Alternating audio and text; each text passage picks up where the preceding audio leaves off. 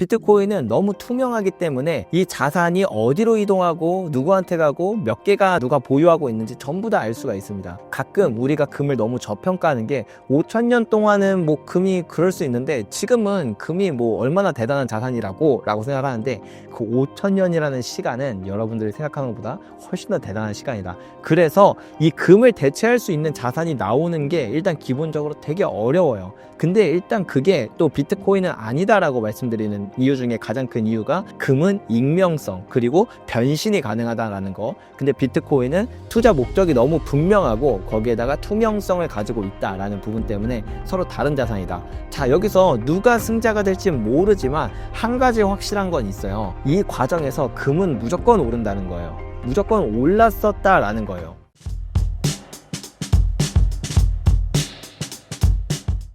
금과 비교되는 주요 자산인 비트코인의 현재 상황을 전해주신다면요?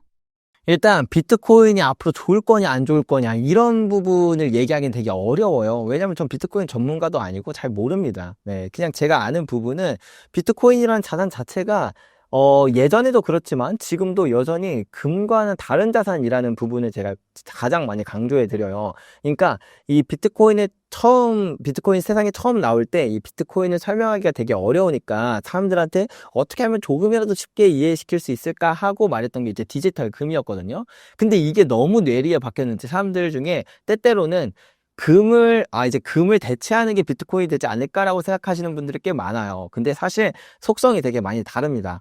한번 까보죠. 비트코인은 일단 첫 번째로 너무 투명하다는 게 문제예요.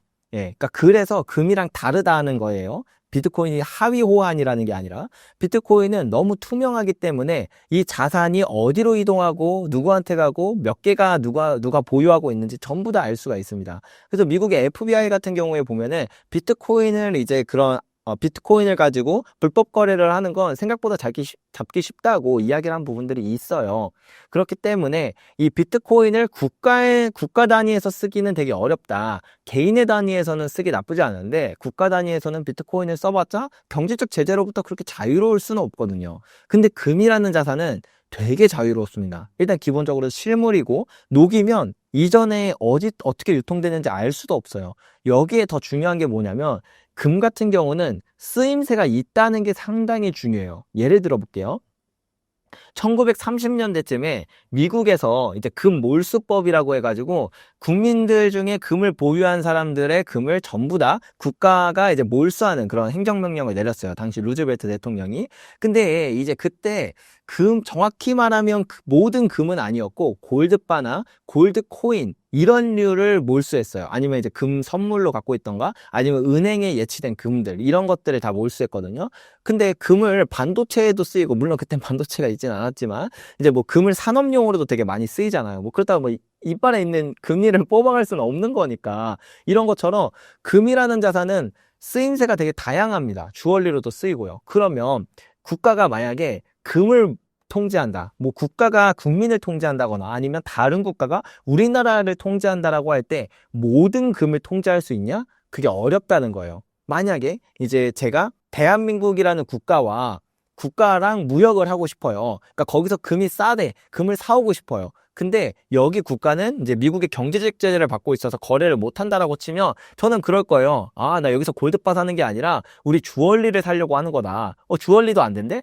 그럼 나 여기서 우리 반도체 회사니까 이것 때문에 이 반도체 장비를 사려고 하는 거다. 사실 금은 얼마든지 변신이 가능합니다. 네, 얼마든지 변신이 가능해요. 그렇기 때문에 금이 5,000년이라는 시간 동안 통제의 역사가 정말 많았어요. 여러분들 5,000년이라는 시간은 정말 상상도 못할 정도로 긴 시간이거든요. 그 기간 동안 수많은 전쟁, 수많은 위기, 수많은 통제가 있었지만 단 한순간도 가치를 잃지 않았던 게 금이었다. 그래서 금은 5,000년이라는 역사가 보증하는 자산인데 가끔 우리가 금을 너무 저평가하는 게 5,000년 동안은 뭐 금이 그럴 수 있는데 지금은 금이 뭐 얼마나 대단한 자산이라고 생각하는데 그 5,000년이라는 시간은 여러분들이 생각하는 것보다 훨씬 더 대단한 시간이다. 그래서 이 금을 대체할 수 있는 자산이 나오는 게 일단 기본적으로 되게 어려워요. 근데 일단 그게 또 비트코인은 아니다라고 말씀드리는 되는 이유 중에 가장 큰 이유가 금은 익명성 그리고 변신이 가능하다라는 거. 근데 비트코인은 투자 목적이 너무 분명하고 거기에다가 투명성을 가지고 있다라는 부분 때문에 서로 다른 자산이다. 그래서 실제로 상관관계를 분석해 봐도 아예 다른 자산이고 비트코인은 주식이나 이제 그런 부분들, 이제 코인 시장 자체가 좀 위험 자산으로서의 투기적 성향이 더 강하기 때문에 그렇게 이해하시는 게 좋을 것 같습니다. 현재 비트코인과 금 가격에 가장 크게 영향력을 미치고 있는 요소는 무엇이라고 생각하시나요? 저는 유동성이라고 생각을 해요. 지금은 유동성 장세라고 불리거든요. 그래서 때때로 보면은 모든 자산, 뭐 비트코인, 금 할 거 없이 모든 자산들이 다 같이 오르거나 다 같이 떨어지는 이런 자산 동조화 현상이 일어납니다. 이게 일반적으로는 경제가 뭐 좋을 때는 위험 자산이 잘 나가고 경제가 좀 불안할 때는 안전 자산이 잘 나가야 되는데 지금은 경기 침체가 온다 그러는데 주식이 잘 나가는 이런 막 특이한 현상들이 일어나잖아요. 그 이유는 경기 침체에는 경제에 안 좋은 영향이고 주식에 안 좋은 영향이 맞아요. 근데 그 경기 침체가 일어날 것으로 연준도 이해하고 있다 보니까 연준의 통화 정책이 완화될 것이다 라는 부분까지 시장 참여자들이 생각을 하면서 주식이 좋아지는 거거든요. 이런 것처럼 이 연준이 이끌어가는 통화 정책이 모든 자산 시장의 가격을 결정하는 그런 시기를 유동성 장세라고 얘기를 합니다. 그래서 뭐 우리가 긴 호흡의 관점에서 본다면 사실은 이런 부분은 좀 쳐내고 보는 게 맞지만 좀 더 단기적 혹은 약간 중단기적으로 기간으로 보면은 연준의 통화 정책의 움직임이 금, 비트코인, 주식 이런 자산들에 가장 큰 영향을 미친다. 완화적으로 가면 완화적으로 갈수록 셋 다 좋은 거라고 생각하시면 될 것 같아요. 비트코인처럼 금의 자리를 위협하는 자산이 있었던 적 있었나요? 있죠. 심지어 금이 5,000년 동안 돈으로서 쓰였지만 특정 시기를 보면은 금이 돈이 아니었던 때가 있었어요. 예를 들면 1970년대를 예를 들어 볼게요. 가장 또 최신이 여러분들한테는 좋을 거니까 1970년이 가장 최신이에요. 그때 이제 그 전까지는 계속 금이 돈이었어요. 그래서 미국의 달러에도 이렇게 밑에 쪽에 보면은 이거 달러 가지고 오면 금으로 바꿔준다고 이렇게 정확히 써 있었거든요. 근데 1971년에 이제 미국이 바꿔줄 금이 더 이상 없는 거예요. 그러니까 배째라고 하면서 이제 당시 대통령이었던 닉슨 대통령이 그 닉슨 쇼크라는 일이 나타났습니다. 그리고 나서 이제 달러의 가치가 무차별적으로 떨어지기 시작했어요. 그러자 사람들이 이거 다시 금으로 돌아가야 된다 막 이런 분위기가 만들어졌는데 이때 미국은 묘안을 냈습니다. 금만이 왜 돈이어야 하는가? 다른 담보자산, 완전 확실한 담보자산을 할 수는 없을까라고 생각하고 그때 만들었던 게 바로 페트로달러 시스템. 석유를 달러에 묶어버렸어요. 이 시기 때는 지금도 석유의 의존도가 우리가 상당히 높지만 이 당시에는 훨씬 더 높았어요. 지금은 뭐 그래도 뭐 가스레인지 대신해서 뭐 인덕션을 쓰고 보일러도 전기 보일러 쓰고 다 전기로 이제 돌릴 수 있는 시대로 가고 있는데 그 당시에는 석유 없이는 옷도 못 만들고요. 정말 아무것도 못하는 시기였습니다. 근데 그 석유를 오로지 달러로만 살 수 있게 만든 거예요. 그러니까 이 시기 때 이 석유와 금이 결국에 붙어서 이 마지막 승자는 석유가 됐습니다.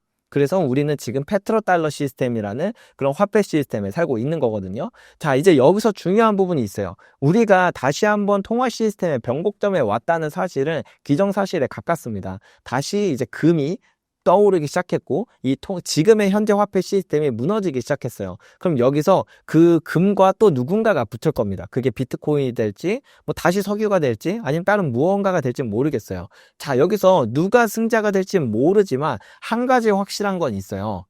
이 과정에서 금은 무조건 오른다는 거예요. 무조건 올랐었다라는 거예요.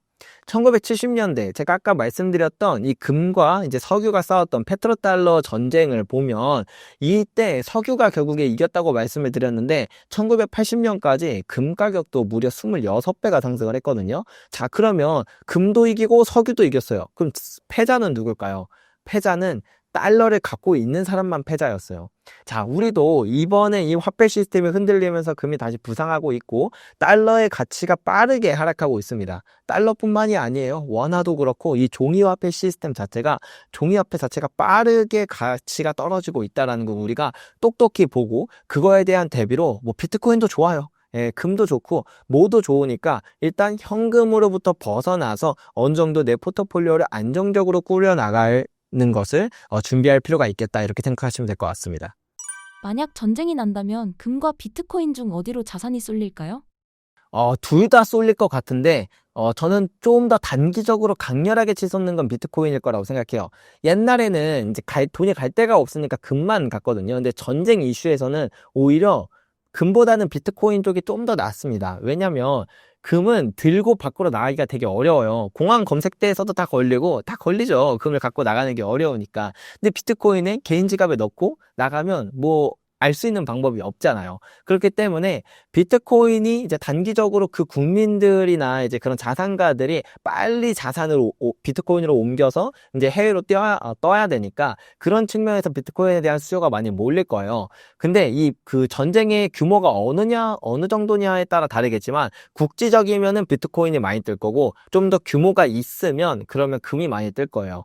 왜냐면 이 전쟁이라는 건 모든 걸 걸고 싸우는 거예요. 나라의 존망을 다 걸고 싸워야 돼요. 그렇기 때문에 국가는 모든 걸 걸기 위해서 화폐 발행을 무지막지하게 합니다. 그 과정에서 화폐의 가치가 무차별적으로 떨어지고 반대 작용으로 이제 금에 대한 수요가 올라가게 되겠죠. 여기에 얹어서 전쟁을 하면 그 전쟁을 하는 국가에 인접한 국가들은 무역, 이제 그 공급 사슬이 되게 많이 꼬이게 됩니다. 우리 이란 이스라엘 전쟁 때도 보면은 이란이 호르무즈 해협 막 잠가버린다 막 이렇게 협박하기도 했고, 러시아 우크라이나 전쟁 때도 러시아가 이제 가스관 다 잠가버렸잖아요. 그렇다 보니까 원자재 가격들이 자꾸 치솟는 일들이 발생을 해요. 뭐 원래는 이 옆에서 바로 가져오면 될걸 저기 먼 나라에서 배로 끌고 와서 가져와야 되니까 유통 비용도 많이 늘어나게 되고요. 즉 인플레이션에 영향을 많이 미친다는 거예요. 화폐 가치가 떨어져서도 있고 공급 사슬이 무너져서도 있고, 그렇기 때문에 이 전쟁이라는 이슈가 되게 소규모에서 일어난다라고 한다면 비트코인이 더 많은 수혜를 받을 것이다. 전쟁의 규모가 조금 더 크고 오랜 기간 지속될 것이라고 생각한다면 금에 있어서 금이 더 빛나게 될 것이다. 저는 그렇게 생각을 합니다. 금 가격이 너무 올랐는데 현재 상황에 금 투자해도 괜찮을까요? 그럼요. 근데 이게 여러분들 그렇게 생각해 보셔야 돼요.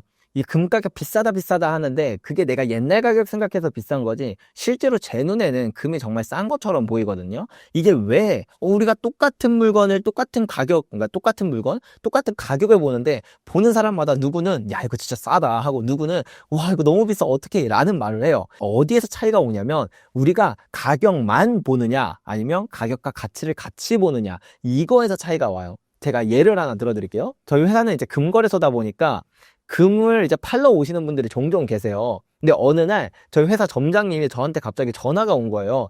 좀 뭔가 대표님 꼭 봐야 될 것 같다. 금이 하나 들어왔는데 꼭 보셔야 될 것 같아요. 라고 한 거예요. 그래서 뭐지 하고 이제 카톡을 봤는데 이게 어떤 금화가 왔어요. 근데 그 사람은 잘 모르니까 그냥 금 팔러 온 거예요. 그러면 보통 저희는 이제 이 금을 녹여야 되기 때문에 이제 뭐 그 금의 순도랑 중량에 맞게만 매입을 하면 되거든요. 그렇게 따졌을 때 한 50만 원 받아가시는 거예요. 근데 제가 딱 보니까 이게 보통 금화가 아닌 거예요. 그래서 이거 어디서 봤지 하다가 이게 로마 시대 때 금이었던 걸 제가 떠올렸거든요. 그래서 그분한테 아직 팔지 말라고 하시고 이거 적어도 100만 원 이상, 막 진짜 상태 좋은 건 200만 원까지도 가니까 팔지 마시라. 이렇게 50만 원 받고 팔 게 아니다라고 말씀드렸거든요. 그래서 그분이 이제 제가 그렇게 설득드려서 저희한테 맡기고, 제가 이거를 이제 저희 카페에 이제 수집 이런 거 좋아하시는 분들 계시니까 그렇게 올려드려서 이제 거의 한 90만 원 넘게 이제 해서 팔았어요. 제 눈에 만약에 그게 저한테 들어왔으면 저도 쟤는 그렇게 생각을 했겠죠. 야 이거 50만 원에 사면은 엄청난 이득인데 50만 원 너무 싸다라고 생각하겠지만, 누군가가 이제 똑같은 그 금화를 이렇게 누군가한테 가져갔을 때 누구는 50만 원? 금 50만 원 너무 비싼데라고 생각할 거예요. 그러니까 같은 제품, 같은 가격을 봐도 가치를 아는 사람의 눈에는 누군가는 저렴해 보이는 거고 누군가는 비싸 보이는 겁니다. 같은 금, 같은 50만 원인데도 불구하고요.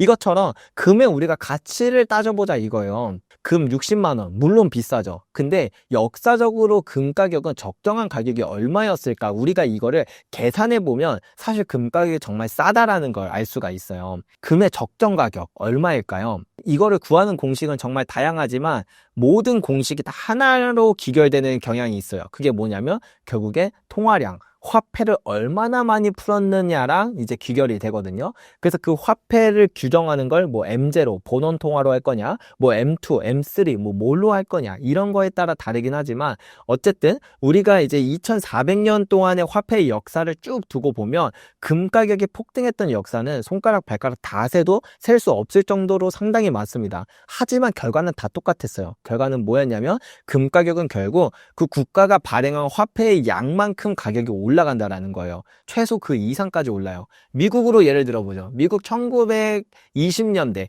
이제 그때 슬슬 이제 계속 화폐를 많이 발행하기 시작했어요. 그러다 1929년에 대공황이 왔고 1930년대가 돼서 이제 루즈벨트 대통령이 이걸 본 거죠. 우리가 보유한 화폐는 이만큼이 있는데 금은 이만큼밖에 없는 거예요. 그러니까 이제 사람들이 자꾸 화폐를 가져와서 금으로 바꿔가려고 하는 거죠.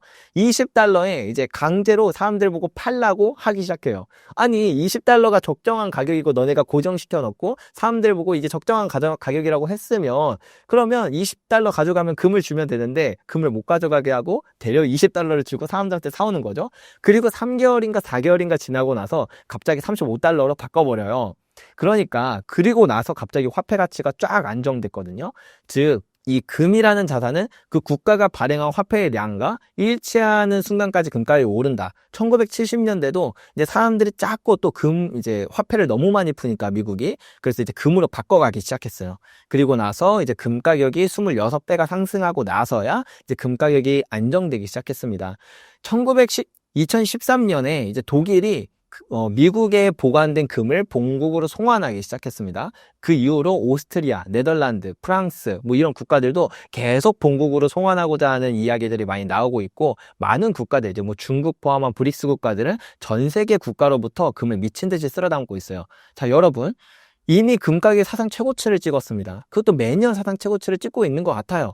근데 우리 눈에는 맨날 비싸다 비싸다 하는데 왜 전 세계 중앙은행들은 이 비싼 가격에도 미친 듯이 사상 최고치 수준의 금을 계속 사고 있는지 세계금협회에 따르면 10월 금에 대한 수요는 작년보다 무려 3%가 더 늘었답니다. 자, 이제 여러분은 이제 가치를 한번 다시 산정해 보시죠.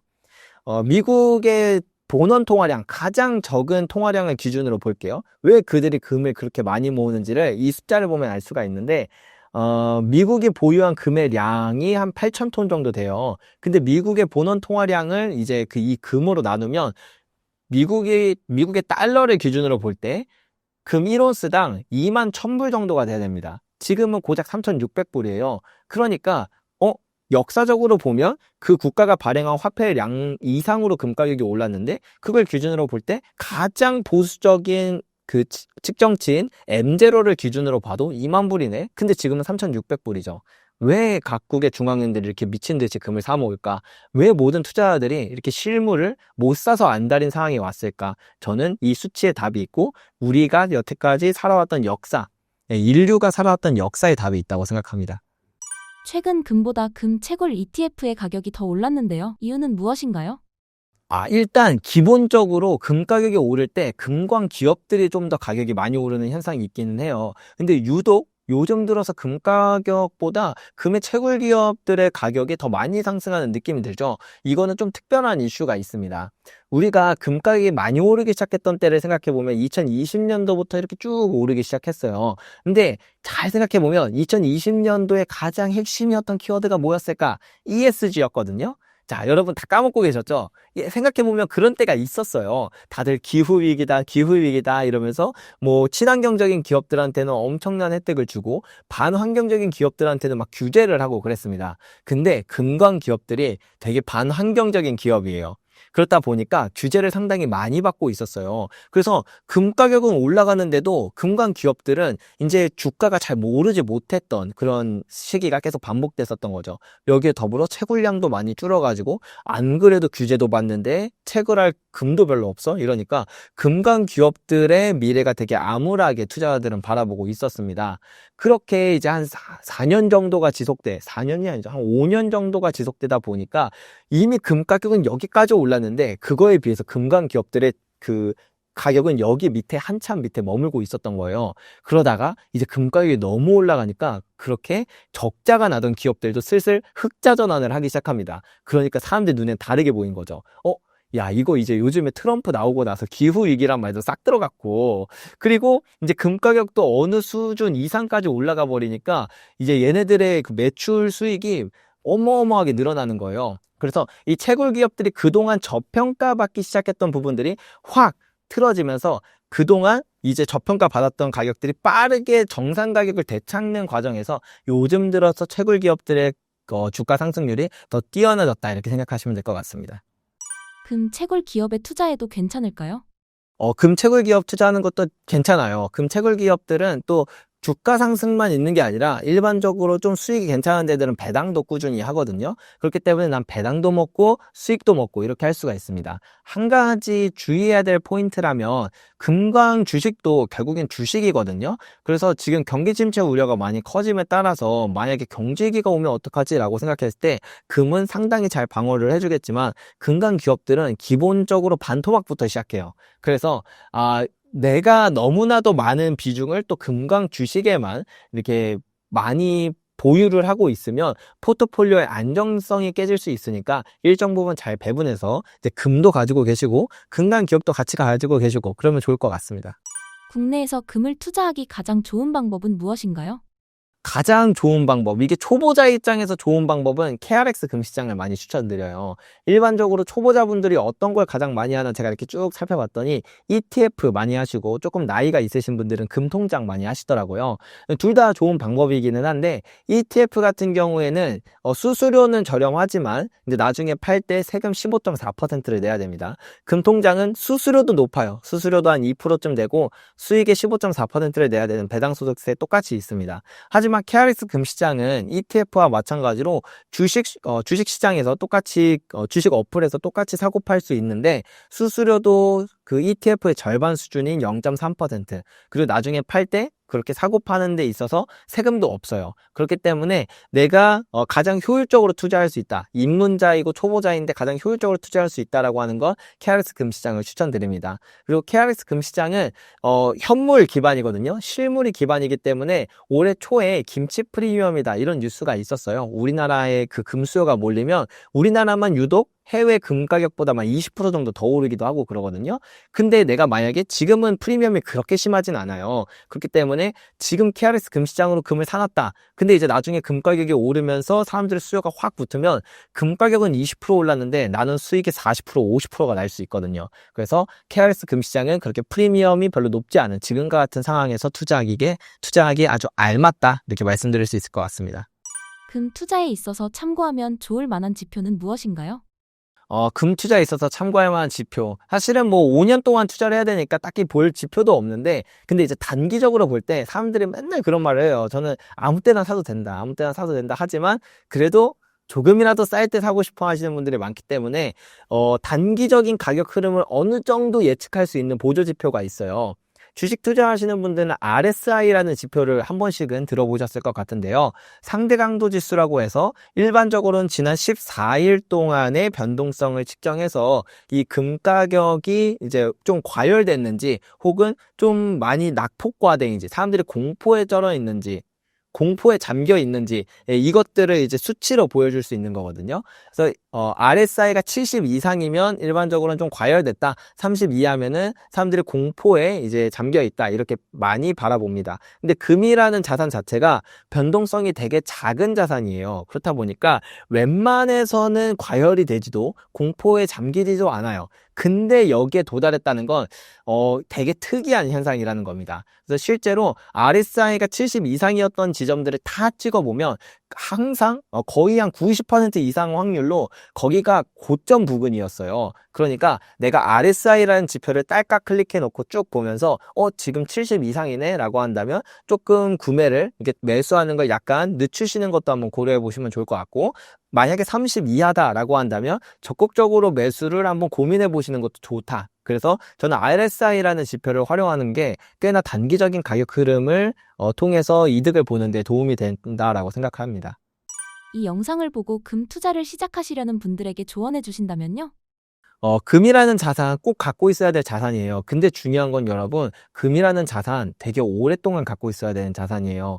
우리가 주식 투자나 코인 투자나 이런 거 할 때처럼 매일매일 시세를 볼 필요도 없고 봐서도 안 되는 자산입니다. 그렇기 때문에 내가 처음에 살 때부터 마음가짐 자체를 한 5년은 들고 있어야 된다라는 걸 꼭 인지하시면서 투자를 해야지, 금은 자꾸 사고 팔고 이렇게 하면은 오히려 투자에 악영향을 주니까 그 부분은 꼭 인지하시고 현금의 가치가 빠르게 떨어지는 지금 시대에 금 투자 한번 고민해 보시길 바랍니다.